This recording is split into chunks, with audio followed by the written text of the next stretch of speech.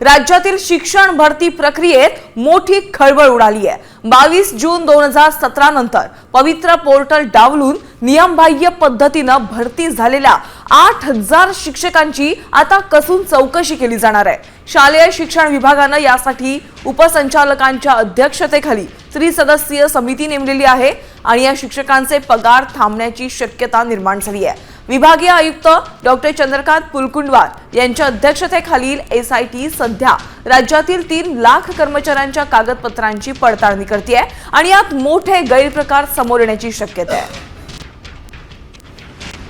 आपण या संदर्भात अधिकचे अपडेट जाणून घेऊयात। प्रतिनिधी तात्या लांडगे यांच्याकडून आपण पाहतोय। तात्या, 2017 नंतर भरती शिक्षकांची आहे झालेली, त्या संदर्भात आता चौकशी होणार असल्याचं समजतंय, काय अधिकचे अपडेट्स आहेत? जून 2017च्या नंतर पवित्र पोर्टल शिक्षक भरतीसाठी शासनानं आणलं होतं।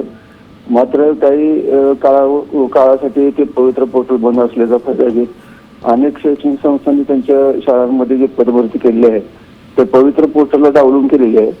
त्याच्यामध्ये काही गैरप्रकार झाल्याचे संशय शिक्षण विभागाला आहे।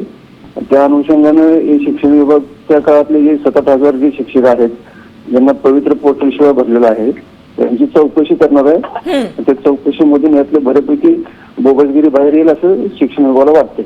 नक्कीच, धन्यवाद या सविस्तर आढाव्यासाठी। आपण पाहतो आता 8000 शिक्षकांच्या नोकरीवर टांगती तलवार आहे, त्यामुळे त्यांच्यावर आता काय कारवाई होणार आहे हे पाहणं देखील अतिशय महत्त्वाचं आहे।